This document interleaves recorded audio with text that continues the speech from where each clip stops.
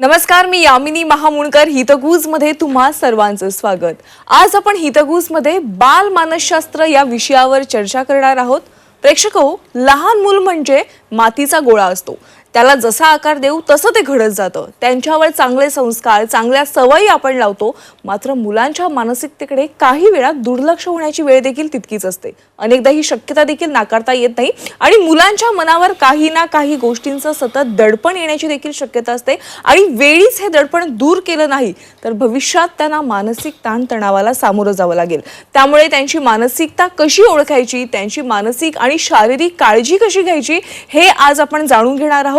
बाल मानसशास्त्र या विषयावर मार्गदर्शन करण्यासाठी आपल्या सोबत आहे डॉक्टर विजय जंगम सर. आपलं स्वागत आहे झी24 तास मध्ये. नमस्कार. नमस्कार प्रेक्षको, डॉक्टर विजय जंगम हे सायकोलॉजिस्ट, मेंटॉर आणि लाईफ कोच आहेत. तसेच ते ठाण्यातील मानपाडा येथील लाईफ केअर एनेक्स हॉस्पिटलचे मॅनेजिंग डिरेक्टर आहेत. डॉक्टरांनी हेल्थ सायकोलॉजीमध्ये PhD तसेच हॉस्पिटल मॅनेजमेंटमध्ये MBA केलंय. हेल्थ अँड सॅनिटरी एज्युकेशनमध्ये PGDM डिग्री त्यांनी घेतलेली आहे. तसेच अनेक नामांकित पुरस्कारांनी देश आणि विदेशात त्यांना गौरविण्यात आलंय. चला तर मग डॉक्टरांकडून बाल मानसशास्त्राविषयी अधिक माहिती जाणून घेऊयात. सर, खूप इंटरेस्टिंग टॉपिक आहे आणि सध्याच्या घडीला अत्यंत महत्त्वाचा असा हा विषय आहे बाल मानसशास्त्र. तर सुरुवातीला आपल्या प्रेक्षकांना तुम्ही सांगा, नेमकं बाल मानसशास्त्र म्हणजे काय? सगळ्यात अगोदर बाल मानसशास्त्र जाणून घेण्यापूर्वी बाल म्हणजे काय हे आपल्याला समजून घेणं फार गरजेचं आहे. बाल म्हणजे आपण म्हणतो बालक, लहान मूल. जसं तुम्ही सुरुवातीला सांगितलं, लहान मूल म्हणजे मातीचा गोळा. त्याला जसा आपण आकार देऊ तसं तो घडतो आणि त्याचं भविष्य घडतं. इथे एक लक्षात घेतलं पाहिजे की शारीरिक वय आणि मानसिक वय याच्यामध्ये आपण बऱ्याचदा पालक म्हणून, शिक्षक म्हणून किंवा समाज म्हणून तफावत करतो. एक उदाहरण देऊन सांगायचं म्हटलं तर एखादा मुलगा काहीतरी आपल्या पालकांना प्रश्न विचारत असेल किंवा काहीतरी माहिती विचारत असेल, त्यावेळेला पालक त्याला सांगतात की तू लहान आहेस, गप्प बस, तुला काही कळत नाही. आणि थोड्याच वेळानंतर त्याला एखादी चूक त्याच्याकडून घडली की त्याला सांगतात की अरे एवढा मोठा घोडा झाला, तुला अजून कळत नाही. तो मुलगा या ठिकाणी कन्फ्यूज होतो की अरे मी नक्की लहान आहे की मोठा आहे. मग त्याची उत्तरं तो स्वतः शोधायचा प्रयत्न करतो आणि इथे मग पालक कुठेतरी चुकतात. त्याच्यामुळे बाल मानसशास्त्र हे काही वेगळं नाहीये. बाल मानसशास्त्र जे आहे त्याचं काही रॉकेट सायन्स नाहीये. चाइल्ड सायकोलॉजी हा विषय अतिशय महत्त्वाचा विषय आहे. हा प्रत्येकाने जाणून घेणं गरजेचं आहे. मग ते पालक असतील, शालेय शिक्षक असतील किंवा समाजामध्ये राहणारे आपण जेवढे लोक आहोत, या सगळ्यांना हे आपल्याला माहिती असणं गरजेचं आहे. बरोबर. त्याच्यापेक्षा सोपी करून सांगायची जर गोष्ट आहे, बालकांना समजून घेण्यासाठी आपण स्वतः पहिल्यांदा बाल्यावस्थेमध्ये गेलं पाहिजे. कारण चाइल्ड सायकोलॉजी हा विषय वाटतो तितका गंभीर नाही, वाटतो तितका साधा पण नाही. बरोबर. जसं तुम्ही सांगितलं की लहान मुलाला जाणून घेण्यासाठी आपण स्वतः पहिले एक लहान मूल बनणं तितकंच गरजेचं आहे. पण डॉक्टर, लहान मुलांची मानसिकता कशी असते हेच कधी आपल्याला कळत नाही, तर ते कसं ओळखायचं? बघा, निसर्गतः प्रत्येक जो जीव जन्माला येतो त्याची एक स्वतःची एक नैसर्गिक गुणवत्ता असते, त्याची एक क्षमता असते, ज्याला आपण नॅचरल कपॅसिटी म्हणतो. आणि याच्यामध्ये तो जीव हळूहळू वाढत जातो आणि मग त्याच्या ज्या ज्या काही अवस्था असतात, कुमारावस्था, पौगंडावस्था, त्याच्यानंतर तारुण्यावस्था, त्याच्यानंतर प्रौढावस्था वगैरे सगळ्या आल्या. या सगळ्यांचा जो सिक्वेन्स असतो तो कधी कधी मागे पुढे होतो किंवा चुकतो. कधीतरी एखादं मूल जन्माला आल्याच्या नंतर ते थेट प्रौढावस्थेमध्ये सुद्धा जातं. अशा अनेक केसेस आपल्याकडे आहेत. कधी कधी थेट बाल्यावस्थेच्या नंतर पौगंडावस्था. आपण पाहतो की काही मुलं आहेत. आपण माझ्याकडे एक घटना जेव्हा आली होती आणि मी नेमका या विषयाकडे कसा वळलो, त्याच्यामध्ये असं मला लक्षात आलं की एक 8 वर्षाच्या शाळकरी मुलाने आत्महत्या केली. ते अनेक तुमच्या टीव्ही चॅनलवरती दाखवलं देखील होतं. आणि मग तेव्हा विचार केला की 8 वर्षाच्या मुलाला आत्महत्या कशी करावी हे सुचलं कसं, त्याने त्याच्यासाठी काय काय तयारी केली असेल. आणि मग ह्याच्यावरून मी या विषयांचा अभ्यास केला. मग ही लहान मुलांची मानसिकता कशी असेल, ती कशी ओळखायची, हे खूप मोठं चॅलेंज आहे आजकालच्या पालकांसमोर आणि शिक्षकांसमोर. खरं, हे खूप मोठं चॅलेंज आहे. आपल्याला समजूनच येत नाही मुळात त्यांच्या मनात काय चाललंय. अगदी. सर, बाल वयापासून ते मुलं प्रौढ वयात येत असतात, अशा वेळेस त्यांची नेमकी काळजी कशी घ्यायची असते? बघा, अतिशय महत्वाचा तुम्ही प्रश्न विचारलात. जेव्हा एखाद्या गोष्टीचं, हा निसर्गाचा नियम आहे, परिवर्तन हा निसर्गाचा नियम आहे. तुम्ही आता तुमचं वय आहे 5 वर्ष. 5 वर्ष असताना तुम्ही एखादं जे खेळणं मागाल की मला बाहुली पाहिजे किंवा एखादा रोबोट पाहिजे किंवा आता आधुनिक बऱ्याच प्रकारची खेळणी आलेली आहेत, आणि त्याच्यानंतर ते तुम्ही 10 वर्षाचं असताना तुम्हाला ते आवडेल का? शक्यच नाही. त्याचं कारण काय? तुमची मानसिकता बदललेली आहे, ती प्रगल्भता वाढलेली आहे. तुमचा दृष्टिकोन बदललेला आहे. आणि त्याचबरोबर सगळ्यात महत्त्वाचं सांगायचं झालं तर तुमच्या विचारसरणीमध्ये बदल झालेला आहे. मग ह्या सगळ्या गोष्टी कशामुळे येतात? तुम्ही जे जे काही वाचता, लिहिता, पाहता, तुमच्यावरती ज्या ज्या प्रकारचे संस्कार होतात, मग ते संस्कार तुमचे पालक करतात, तुमचे शिक्षक करतात, तुमचे नातेवाईक करतात, तुमचे कुटुंबीय करतात, त्याचबरोबर तुमच्या आजूबाजूला राहणारे जे शेजारी पाजारी आहेत, ज्याला आपण समाज म्हणून मानतो, तर ते सगळे लोक संस्कार करतात. आणि मग ते संस्कार कोणी असं येऊन शिकवत नाही. तुमची जी लहान मुलांची ग्रास्पिंग पॉवर असते, आत्ताची मुलं फार हुशार आहेत, लक्षात ठेवा. त्यांना वेगळं सांगायची गरज लागत नाही. 2-2.5 वर्षाच्या मुलांची ग्रास्पिंग पॉवर आहे, त्यांचा IQ लेवल आहे, IQ इंडेक्स तुम्ही तपासलात तर तो अगदी जास्तीत जास्त येताना दिसतो. तर त्यांच्यासमोर आपण काय बोललं पाहिजे, काही नाही बोललं पाहिजे, कसं वागलं पाहिजे, हे आपल्याला पालक म्हणून, शिक्षक म्हणून आणि समाज म्हणून आपल्याला लक्षात ठेवलं पाहिजे. हे जर आपण याचं पालन केलं तर बालमानसशास्त्र हा काही वेगळा विषय नाहीये, हा दररोजचा दैनंदिन जीवनातला भाग आहे असं मला वाटतं. खरं. आणि जसं तुम्ही सांगितलं की आई वडिलांकडनं संस्कार होतातच, पण शिक्षक असतील, आजूबाजूला राहणारी लोक असतील, कळत नकळत सगळ्यांकडूनच त्या लहान मुलावर त्याचे संस्कार आपोआप घडत असतात. जसं सांगितलं की आपण आई वडील पालक म्हणून जे संस्कार करतात, सगळे समाज घटक आले, समाज घटक आले, बरोबर. पालक म्हणून जे संस्कार करतात ते आयुष्यभरासाठी सोबत राहतात. त्यामुळे सगळ्यात महत्वाचं की मुलांचा आहार, विहार आणि आचार नेमका कसा असावा. बघा, आहार विहार आचार जर म्हटलं तर पूर्वी आपल्याकडे जी पद्धत असायची की साधारण एकत्र कुटुंब पद्धती आपल्याकडे होती, आणि एकत्र कुटुंब पद्धतीमध्ये प्रत्येकाचे रोल ठरलेले असायचे. जे उतार वयामध्ये आहेत, वृद्ध आहेत, म्हणजे आजी आजोबा, त्यांनी त्या मुलांचं लाड करायचे, त्यांना गोष्टी सांगायच्यात, त्यांना काहीतरी गप्पा त्यांच्याशी मारायच्या, त्याच्यानंतर त्यांच्यावरती संस्कार करायचे, त्याचबरोबर त्यांना शुभम करोती, रामरक्षा हे म्हणायला लावायचं. हे सगळं असायचं. आता ते काय झालं, ही कुटुंब पद्धती बंद झाली आणि एक मायक्रो फॅमिली म्हणून संकल्पना उदयास आली. त्यामुळे आई वडील कामाला जातात, मुलांकडे दुर्लक्ष होतं, मुलं कुठेतरी डे केअर सेंटरमध्ये राहतात. अर्थात डे केअर सेंटरला माझा विरोध नाहीये, कारण आर्थिक अर्थार्जनासाठी तुम्हाला जावंच लागतं, पण आल्यानंतर तुम्ही त्यांना योग्य वेळ देताय का त्या मुलांना? मग त्या पिरियडमध्ये आई वडील नसल्यामुळे किंवा पालक नसल्यामुळे त्यांच्याकडे जे साधन आहे ते साधन ते कनेक्ट करतात. उदाहरणार्थ आता सगळ्यात सोयीचं साधन, आज 3 वर्षाच्या मुलाकडे मोबाईल असतो. ही आश्चर्याची गोष्ट आहे आणि अतिशय चिंतेचा विषय आहे. त्या मोबाईलमध्ये काय पाहावं हे कोणाला सांगावं लागत नाही. आणि तशी मोबाईल कंपनी असतील किंवा आपलं सरकार असेल, यांनी काय फक्त एक टॅब दिलेला आहे की 18 वर्षापूर्वी वरचे तुम्ही आहात का, त्याचं तपासणार कोण? ते क्लिक केलं की yes I am 18 years older, ते क्लिक केलं की तुम्हाला हवं ते त्याच्यामध्ये दिसतं. प्रूफची गरजच नाहीये. प्रूफची गरज नाहीये ना. तुम्ही काय व्हॅलिडेट करताय का? काय आधार कार्ड दाखवून तुम्ही जन्मतारीख दाखवताय का? त्याच्यावरती सगळ्या गोष्टींची आपण सगळे जबाबदार आहोत त्याला. खरं. तुम्ही, मी, अगदी त्यांचे आई वडील, त्याच्यानंतर सगळा समाज म्हणून किंवा अगदी सरकार सुद्धा, या सगळ्या लोकांनी त्या गोष्टीवरती बंधनं आणली पाहिजेत. प्रत्येकाचं व्यक्ती स्वातंत्र्य जरी असलं तरी वयानुसार त्या गोष्टी तुम्ही त्यांना दिल्या पाहिजे. इंटरनेटमुळे जग जरी जवळ असलं तरी माणूस मात्र लांब गेलेला आहे. खरं. म्हणजे मोबाईल स्क्रोल करता करता आपण आयुष्यात देखील किती खाली जातोय हे देखील आपल्याला कळत नाहीये. डॉक्टर, पालकांसाठी सध्या एक मोठा टास्क, जसं तुम्ही सांगितलं की मोबाईलला मुलं खूप ऍडिक्ट झालेली आहेत. म्हणजे 1.5 वर्षाची मुलगी देखील मोबाईलवर स्क्रोल करण्यासाठी. मी थोडंसं थांबेन तुम्हाला. ही सवय लावली कोणी? खरं, पालकांनीच लावली ना.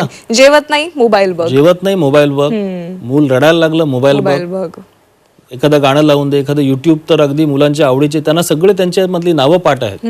ही सवय लावली पालकांनी. मग आता पालकांनी रडून काय फायदा आहे? नाही, खरंय.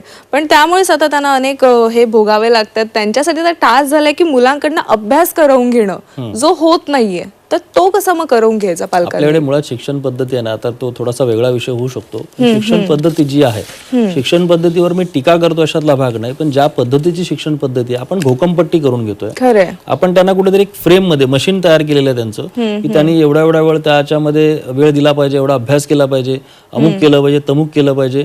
आणि त्याच्यामुळे काय झालंय, मुलांवरती या सगळ्या गोष्टींचा भडीमार होऊ लागलेला आहे. आणि मुलांचं जर तुम्ही दप्तर बघितलं, 4 आणि 5 वर्षाच्या मुलांचं दप्तर, तर याच्यामध्ये एक गोष्ट लक्षात येते की अनावश्यक गोष्टी त्याच्यामध्ये भरभरून भरलेल्या आहेत. आज टेक्नॉलॉजीचा वापर आपण बाकी सगळीकडे करतोय, मग तिथे का करत नाही? तर तिथे करायला पाहिजे की ज्या मुलांचं दप्तराचं ओझं कमी होईल.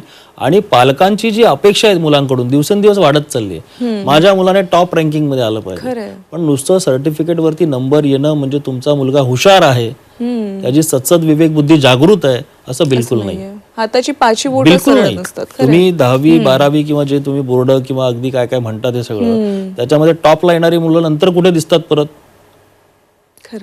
कुठेच दिसत नाही. पण ज्यांना तुम्ही ॲव्हरेज म्हणून हिणवता किंवा जे नापास म्हणून हिणवता ते नंतर कुठेतरी एखाद्या कंपनीमध्ये चांगल्या ठिकाणी कामाला लागतात खरंय. किंवा स्वतःचा बिझनेस करून या सगळ्या हुशार मुलांना कामाला ठेवतात. हो त्यामुळे पालकांना माझी विनंती आहे की अशा मुलांना तुम्ही प्रेशराईज करू नका. इव्हन शिक्षकांना सुद्धा तुम्हाला परीक्षेमध्ये मिळणारे मार्क्स याच्यावरून त्याची गुणवत्ता ठरवू नका. त्याची गुणवत्ता करायची त्याचं बौद्धिक खूप वेगळं असेल. तो अभ्यासात ढ असेल किंवा लिहिता वाचता येत नसेल नीट त्याला, पण त्याचे विचार चांगले असतील, तो काहीतरी करू शकतो, एखादा शोध लावू शकतो. खरंय. कितीतरी अशिक्षित लोकांनी शोध लावलेले आहेत आपल्याकडे, आपण त्यांचेच धडे गिरवत असतो. तर त्यातून आपण प्रेरणा घेतली पाहिजे. खरंय. मुळात पालकच स्पर्धा लावून देतात आपल्या पाल्याची दुसऱ्या विद्यार्थ्यासोबत, ही तेच त्यांचं सगळ्यात मोठी चूक होतीये. पालक नेहमी शेजारच्या किंवा इतर कोणाच्या मुलाचा अनुकरण करायचा प्रयत्न करतो. तो बघ त्याने किती हे केलं, अमक्याने किती केलं, बघ त्याचा मुलगा किती पुढे गेला. याच्यापेक्षा माझ्या मुलाबद्दल मला स्वाभिमान असला पाहिजे, अभिमान असला पाहिजे की बाकीच्या लोकांनी जर तुम्हाला हिनवलं, अरे तुझा मुलगा अभ्यासात कमी आहे, ठीक आहे, माझा मुलगा अभ्यासात कमी जरी असला तरी माझ्या मुलामध्ये हे गुण आहेत, हे त्यांनी ठणकावून सांगायला पाहिजे. अर्थात उगाच काहीतरी सांगायचं नाही, पण ते मुलातले गुण त्यांनी शोधले पाहिजेत आणि त्याबद्दल त्यांनी खात्री केली पाहिजे. खरंय. डॉक्टर, तुम्ही मुलांच्या शारीरिक आणि मानसिक आरोग्यासाठी काय काय उपाय करावेत यावर सांगा. बघा, शारीरिक आणि मानसिक, जसं मगाशी तुम्हाला मी म्हटलं की त्याच्यामध्ये दोन गोष्टी आहेत. एक शारीरिक वय असतं, एक मानसिक वय असतं. आणि शारीरिक वय समजा 5 वर्ष आहे, कधी कधी त्याचं मानसिक वय जास्त देखील असू शकतं. आपण पाहतो की कधी 20-20, 22-22 वर्षाची जी मुलं असतात ती अगदी लहान मुलासारखी काहीतरी वर्तन करत असतात आणि आपण आपल्या लक्षात येतं की बाबा त्यांची मानसिक वाढ झालेली नाहीये. नुसतं शरीराने वाढलेलं आहे, पण मन म्हणजे काय, मेंदूने तेवढी वाढ झालेली नाही मेंदूने. मग त्याच्यामध्ये एक गोष्ट आहे की त्यांची ती मॅचिंग झाली पाहिजे, याच्यासाठी प्रयत्न गरजेचं आहे. तर बालमानसशास्त्रामध्ये सायकोलॉजी, आता माझ्याकडे जेव्हा पेशंट येतात मुलांना घेऊन, तर मी पहिल्यांदा काय करतो, पालकांचंच काउन्सिलिंग करतो का ते गरजेचं आहे. ते स्वतःच विसरतात. त्यांना जे संगोपन करणार आहे, माझ्याकडे ते काउन्सिलिंग 2, 4, 5 सेशन करतील, बाकीचे दिवस त्यांनाच सांभाळायचं, त्यांच्या मुलांना त्यांनाच सांभाळायचं आहे. मग या ठिकाणी त्यांचा रोल महत्त्वाचा, त्यामुळे त्यांचं काउन्सिलिंग पहिलं होणं गरजेचं आहे. मुलांना काय दिलं पाहिजे, काय देऊ नये. मग शारीरिक आणि मानसिक वय हे समीकरण कुठेतरी जुळलं पाहिजे. दोन्हीमध्ये जर तफावत असेल तर एक तर त्याची शारीरिक वाढ होत राहील आणि मानसिक वाढ खुंटत राहील, किंवा मानसिक वाढ होत राहील आणि शरीराने मात्र कमजोर होत राहील. या दोघांचा समतोल करण्याचं काम आम्ही मानसशास्त्रीय पद्धतीद्वारे करतो. बरं, जसं आपण मगाशी म्हटलं की सध्याच्या काळात अगदी लहान मुलांना मोबाईलचं ॲडिक्शन झालेलं आहे. त्याशिवाय अंमली पदार्थांचं सेवन देखील सर करतायत. म्हणजे त्यांना चांगलं काय वाईट काय याचा फरकच कळत नाहीये. तर यावर तुमचं काय मत आहे? बघा, आता आपण म्हटलं ना, जग खूप पुढे गेलंय आणि या सगळ्याला कारणीभूत जर असेल ना, ज्याला आपण आधुनिक विज्ञान म्हणतो, त्या विज्ञानाने आपल्याला अनेक वरदान दिलंय.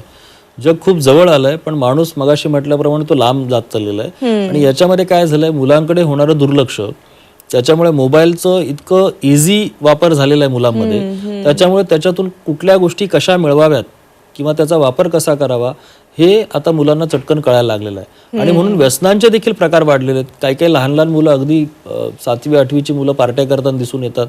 शासनाने काही नियम लावलेले आहेत, पण ते कुठे लावलेले आहेत, तुम्ही रेस्टॉरंट बार त्या ठिकाणी त्यांना दिलं जात नाही, पण घरी आणण्यामध्ये असेल किंवा घरामध्ये कोणाचं असेल तर तिथे घ्यायला मात्र मुलं घाबरत नाहीत किंवा ते घेतात, प्रयत्न करून बघतात, एकदा घेऊन बघ रे, तू अजून हे नाही केलंस, ते नाही केलंस, इथून सुरुवात होते. मग त्याच्यामध्ये धूम्रपान असेल, सिगारेट उडणं असेल, आणि हे करत करत करत अगदी 10वीच्या मुलापर्यंत तो कधी ड्रग्सच्या व्यसनापर्यंत पोहोचतो ते आपल्याला कळत नाही. म्हणजे एक उदाहरण म्हणून तुम्हाला सांगतो, मी मध्यंतरी एक रिसर्च करताना मी व्यसनांचे किती प्रकार असतात, विशेष करून लहान मुलं वय वर्ष 16 पर्यंत मुलं कुठली व्यसन करू शकतात, ते अगदी तुमचं व्हाईटनर जे असतं त्याचं वास घेण्यापर्यंत ते खाण्यापर्यंत, त्याच्यानंतर पेनाची शाई, जे आपल्याकडे पूर्वी शाईचे पेन असायचे, तर त्या पेनाची शाई पिण्यापर्यंत, आणि त्याच्याबरोबरच जे आपलं तुमचं सायलेन्सर असतो गाडीचा, त्याच्यामधली राख काढून ती खाण्यापर्यंत, अशा प्रकारची व्यसनं सुद्धा मी पाहिलेली आहेत. त्यांच्यावरती उपचार देखील मी केलेले, तर आता सगळेजण त्याच्यातून सही सलामत बाहेर देखील आलेले आहेत. नक्कीच सर, खूप इंटरेस्टिंग टॉपिक आहे. तुमच्याकडून आणखीन माहिती जाणून घ्यायची आहे आणि सगळ्यात महत्त्वाचं, मुलांवर संस्कार कसे करावे याविषयी माहिती जाणून घेणार आहोत. पण प्रेक्षकांनो, वेळ झाली का छोट्याशा ब्रेकची. ब्रेकनंतर पुन्हा एकदा स्वागत. आपण डॉक्टर विजय जंगम यांच्याकडून बाल मानसशास्त्राविषयीची माहिती जाणून घेतोय. सर, पुन्हा एकदा स्वागत आहे. तर आपण परत एकदा त्या चर्चेकडे वळूयात की सर, मुलांवर चांगले संस्कार कसे करावे, त्याची नेमकी जबाबदारी कोणाची असते? पालकांची का शिक्षकांची? बघा, संस्कार म्हणजे संस्कार असतात, ते चांगले किंवा वाईट असं काही नसतं. जे चांगले असतात त्याला संस्कार म्हणतो आपण, वाईट आहेत त्याला कुसंस्कार म्हणतो. त्यामुळे जे पण होतात ते संस्कार होतात. संस्काराची जबाबदारी सुरुवातीला जी असते ती अगदी आई वडील पासून त्याच्यानंतर त्याचे प्राथमिक शिक्षक, गुरु वगैरे जे काय आहेत आणि आजूबाजूचा समाज, हा सगळ्यांचा ती जबाबदारी असते. आणि आपली ती नैतिक जबाबदारी आहे. आपण हटकून चालणार नाही की हा माझा मुलगा नाही की शेजाऱ्याचा आहे, मला काय फरक पडत नाही. जर त्याने आता बालगुन्हेगारी कशी होते, मी अनेक ज्या वेळेला वेगवेगळ्या प्रकारचं रिसर्च करतो, जसं आपण मगाशी विषय घेतला की अंमली पदार्थांचं व्यसन, मग त्याच्यातून बघा आता हे ज्या मुलांच्या आई किंवा वडील किंवा आई वडील दोघेही जेलमध्ये आहेत, त्यांचं पुढचं काय? त्यांना समाज स्वीकारतो का? तर नाही स्वीकारत. मग ते कंटाळून शेवटी काय करतात? गुन्हेगारीकडे वळतात. त्यांच्यावर संस्कार द्यायची जबाबदारी कोणाची असते? आपली असते. तर आपण एक नैतिक जबाबदारी म्हणून ते दिले पाहिजे. मग त्याच्यासाठी अनेक आमच्या सामाजिक संस्था असतात, त्या पुढाकार घेऊन काहीतरी करायचा प्रयत्न करतात. पण इथे आपण जो विचार करतोय, आपल्या पाल्यांचा विचार करतोय, आपल्या मुलांचा विचार करतोय, तेव्हा त्या अशा अनैसर्गिक गोष्टींपासून दूर कसे राहतील.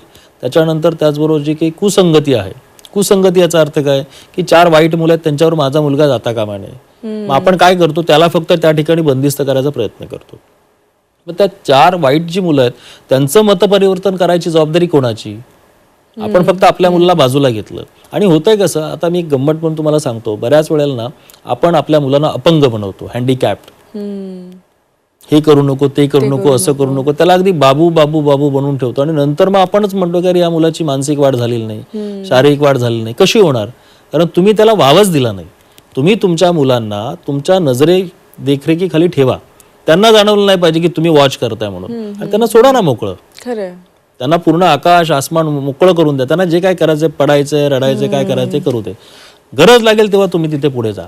ही जर भूमिका प्रत्येक पालकाने घेतली तर प्रत्येक मुलगा तुमचा सक्षम बनेल, आत्मनिर्भर बनेल. आणि जोपर्यंत तो सक्षम बनत नाही त्याशिवाय त्याला तेवढा बाकीचे मार्ग देखील काही कळणार नाही त्याला, काही कळणार नाही. मग तो पुस्तक की किडा बनवून स्वतःचं पोट देखील भरू शकणार नाही. खरंय.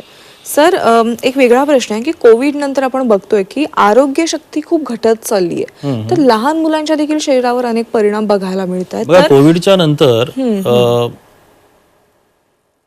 आरोग्य शक्तीचा तुम्ही फार चांगला प्रश्न विचारलात. इम्युनिटी आणि आरोग्य शक्ती, इंग्रजी आणि मराठी हे 2 शब्द आपण अख्ख्या कोविडमध्ये ऐकले सगळ्यांच्या तोंडून. त्याच्या अगोदर कोणालाही आरोग्य शक्तीच्या बाबतीत आम्ही इतकी वर्ष बोंबलून सांगतोय, पण कोणाला त्याचं काही किंमत कळत नव्हती. पहिल्यांदा अख्ख्या जगाने आरोग्य शक्ती असली पाहिजे, चांगली असली पाहिजे. मुळात माणूस निसर्गतः परमेश्वराने जे आपल्याला शरीर दिलेलं आहे, निसर्गाने शरीर दिलेलं आहे, त्याच्यामध्ये ज्या काही 8 सिस्टीम आहेत, पेशी आहेत, अमुक तमुक सगळं जे काही मटेरियल दिलेलं आहे हे सगळं प्युअर दिलेलं आहे. आपण ते खराब करतो आणि त्याच्यातूनच आजार निर्माण होतात. बघा, साधा सोपा, मगाशी तुम्ही आहाराचा प्रश्न विचारला होता की मुलांनी काय, मी तर म्हणतो मुलांनीच काय, सगळ्यांनी त्याचा विचार केला पाहिजे. तुम्ही काय खाल्लं पाहिजे ना, त्याचा आपण विचार करून हे केलं पाहिजे. तुमची चयापचय जी क्रिया आहे, मेटाबॉलिझम ज्याला आपण म्हणतो आपल्या मेडिकल लँग्वेज, मी मुद्दामूनच मेडिकल लँग्वेजचा जास्त उपयोग करत नाही, कारण सर्वसामान्य प्रेक्षकांना, तुमचे प्रेक्षक ग्रामीण भागामधून सुद्धा बघतायत, त्यांना ते कळलं पाहिजे. पण चयापचय जी क्रिया आहे, तुमची पचन संस्था जर ठीक असेल ना, अगदी सोप्या भाषेमध्ये मी नेहमी सांगतो की हा जो पोटाचा भाग जो आहे ना, हा तुमचा मध्य प्रदेश आहे, आणि हा जो छातीपासून वरचा भाग आहे ना तुमचा, हा उत्तर प्रदेश आहे. मध्य प्रदेशामध्ये तुमची सत्ता असेल ना, तर उत्तर प्रदेशातली सत्ता तुमची शाबूत राहते. इकडचं सरकार कधीच पडत नाही. पण तुमचं मध्य प्रदेश मधलं सरकार गडबडलं, इकडे विरोधक आले, विरोधक म्हणजे विषाणू, बॅक्टेरिया वगैरे सगळे आले, की नंतर तुमचं उत्तर प्रदेश मधलं सरकार गेलं आणि मग संपूर्ण शरीरावरचा ताबा तुमचा सुटला, नियंत्रण सुटलं, आणि मग तुम्ही पराधीन होता. मग त्याच्यामध्ये डॉक्टर्स आले, औषधं आली, ह्या सगळ्या गोष्टी आल्या. आणि त्याच्यासाठी तुम्हाला आरोग्य शक्ती वाढवायची असेल तर तुम्हाला सकस आहार, दररोज नियमितपणे व्यायाम, ध्यान म्हणजे मेडिटेशन, योग, या सगळ्या गोष्टी करायला पाहिजे. खरं, जीवनशैलीतले हेच बदल सगळ्यात महत्वाचे आहे, जे सध्या कोणाकडूनच होत नाहीये. आहार आणि व्यायाम दोन्ही केलं का होत नाही त्याचं कारण तुम्ही विचारलंय कधी कोणाला? नाही, सांगा तुम्हीच. प्रत्येक जणाला जेव्हा मी सांगतो ना की तुम्ही दररोज 45 मिनिटं चाला, म्हणजे हृदय तुम्हाला सांगतं की तुम्ही माझ्यासाठी 45 मिनिटं चाला, मी आयुष्यभर तुझ्यासाठी चालेन. किंवा आम्ही सांगतो की तुम्ही योग करा किंवा तुम्ही मेडिटेशन करा, एक 15 मिनिटं 20 मिनिटं. पण त्यावेळेला काय होतं की लोक सांगतात की आमच्याकडे वेळ नाहीये, बरं, टाइम नाहीये, टाइम इज मनी.